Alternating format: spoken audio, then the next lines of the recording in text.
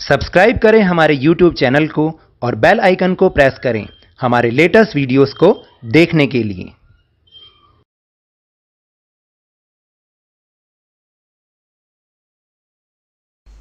Hello and welcome to Lavneesh Sir की class. This is Directorate of Education GNCT of Delhi's worksheet number 18, and it is only for class 7 students. It has taken from the subject English, and we will learn and understand some opposite word in this worksheet. तो आपको याद है कि कुछ समय पहले हमने worksheets में एंटोनिम्स किए थे। सो एंटोनिम्स का मीन है ऑपोजिट वर्ड। तो आज की वर्कशीट में हम यही डिस्कस करने वाले हैं। So now let's start and understand with me. Question number 1 is look at the following pictures carefully and read out the sentences written below them. आपको क्या करना है, यहाँ पर दो पिक्चर्स दी गई हैं, इनको हमें पहले ध्यान से देखना है एंड उसके नीचे जो सेंटेंसेस लिखे हैं उन्हें रीड आउट करना है। फिर हम समझेंगे कि आखिर इसमें है क्या। Picture A is a scene of night. इसका मतलब पिक्चर ए है वो नाइट का सीन है, रात का सीन है। Picture B is a scene of day. यहाँ पे कुछ हाईलाइटेड वर्ड्स हैं, उन पे थोड़ा सा ध्यान दीजिएगा ज़रा आप। इधर नाइट है, उधर डे है। फिर second is there is a small tree with thin stem. यानी इस ए पिक्चर में एक छोटा सा ट्री है जिसका स्टेम भी बहुत पतला सा है, तना बहुत पतला सा है। एंड बी पिक्चर में there is a big tree with thick stem. और इस बी पिक्चर में एक बहुत बिग ट्री है और उसका स्टेम भी बहुत थिक है, यानी मोटा है।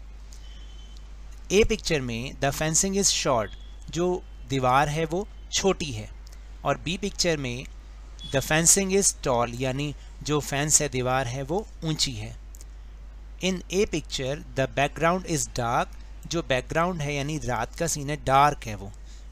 और in B picture the background is light, यानी वो हल्के कलर का है। और लाइट का मतलब कि वहाँ उसमें उजाला ही उजाला नज़र आ रहा है, रोशनी रोशनी नज़र आ रही है।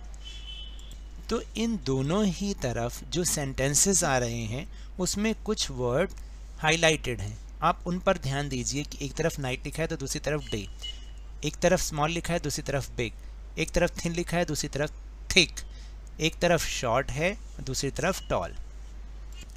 The highlighted words in column A and column B have opposite meaning. जैसा कि अभी मैंने आपको समझाया कि अगर नाइट लिखा है तो बी कॉलम में लिखा है डे, अगर ए कॉलम में स्मॉल लिखा है तो बी कॉलम में लिखा है बिग, अगर ए कॉलम में शॉर्ट लिखा है तो बी कॉलम में लिखा है टॉल। तो इसका मतलब ये जो दोनों वर्ड्स हैं, इन दोनों तरफ जो कॉलम में वर्ड्स हैं, इनके जो मीनिंग है वो ऑपोजिट हैं। Do you know what these words are called? क्या आप जानते हैं कि इन वर्ड्स को क्या कहते हैं? We call them antonyms. क्या कहते हैं? एंटोनिम्स। और आपको याद हो हमने कुछ हफ्ते पहले ये ऐसी वर्कशीट की भी थी। तो antonyms, antonyms are the words with the opposite meaning, यानी एंटोनिम वो वर्ड्स होते हैं जिनके मीनिंग विपरीत होते हैं, अलग अलग होते हैं, उल्टे होते हैं, तो उसको हम एंटोनिम्स कहते हैं। जैसे अगर आप यहाँ पे देखेंगे फैट, थिन, फैट का मतलब मोटा और थिन का मतलब पतला। टॉल ऊंचा, शॉर्ट छोटा। स्मॉल, स्मॉल का मतलब भी छोटा ही होता है, लार्ज का मतलब बड़ा। और टॉल का मतलब ऐसे लंबा होता है। और डे, डे का मतलब दिन, और नाइट का मतलब रात। तो इस तरह से ये ऑपोजिट वर्ड होते हैं, इनको हम एंटोनिम्स कहते हैं। क्या कहते हैं? Antonyms. Now the second question, read the following paragraph carefully. You will find some words which have opposite meaning. Write them in the space given below the paragraph. आपको क्या करना है कि यहाँ पर एक पैराग्राफ दे रखा है, उसको बहुत ध्यान से पढ़ना है।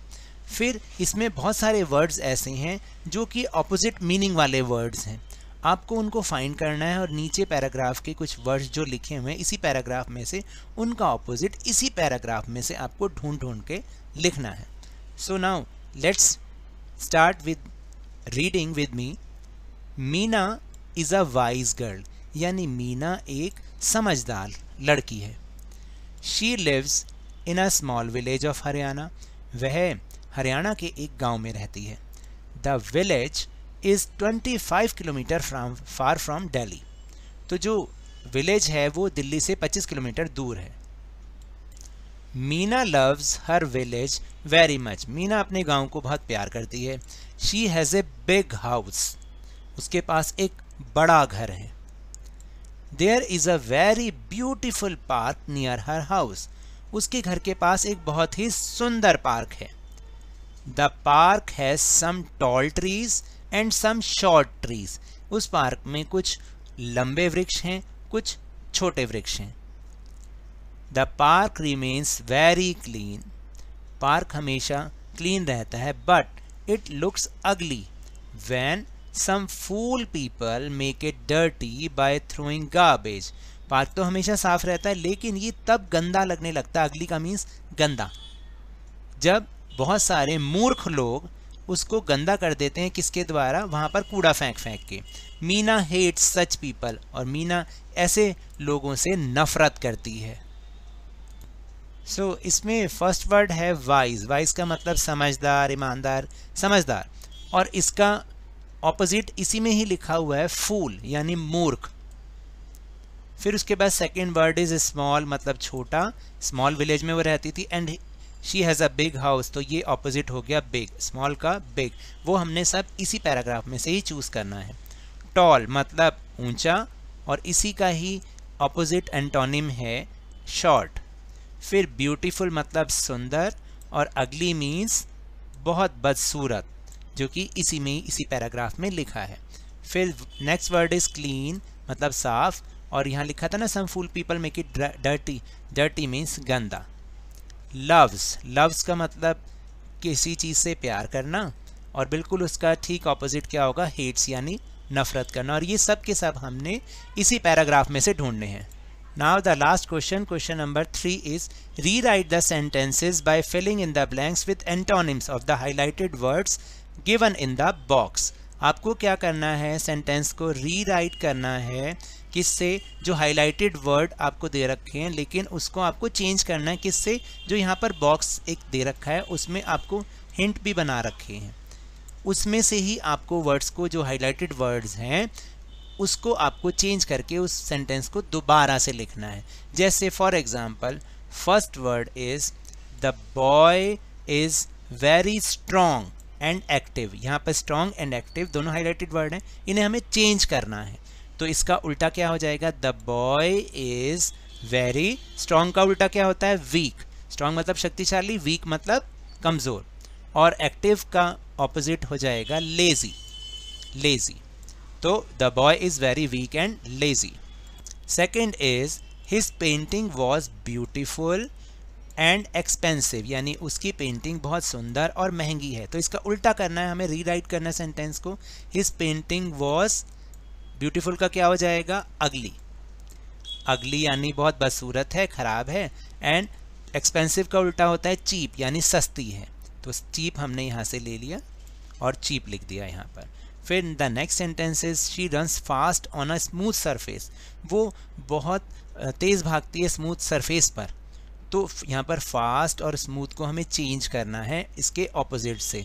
शी रन्स, फास्ट का उल्टा होगा slow, slow on a, smooth का एंटोनिम है rough, rough surface. She runs slow on a rough surface, यानी वो बहुत धीमे भागती है किस पे? रफ सरफेस पर। फिर last is I like hot coffee in the morning. तो हॉट और मॉर्निंग को अब हमें चेंज करना है। तो हॉट का एंटोनिम या ऑपोजिट होगा, बताइए? कोल्ड। तो I like cold coffee. In the morning का क्या होगा? इवनिंग। तो इवनिंग हमें यहाँ पर लिख देना है। इस तरह से हमें इसको चेंज करना है। तो अब आपको शायद समझ में आया कि what are the antonyms. So now that's all for this worksheet. अगर मेरे इस तरह समझाने से आपको थोड़ा सा भी समझ में आया हो तो इस चैनल को ज़्यादा से ज़्यादा सब्सक्राइब कीजिए, लाइक कीजिए और बहुत ज़्यादा शेयर भी कीजिए। और हाँ, मेरे साथ इसी तरह वर्कशीट को समझते रहिए, लेकिन ध्यान और मन लगाकर पूरी मेहनत और लगन के साथ पढ़ते रहिए। And if you want to protect from corona virus then please keep maintaining physical distance of 6 feet और 2 yards and then please wear a mask always, क्योंकि जब तक दवाई नहीं तब तक कोई ढिलाई नहीं। Thank you very much.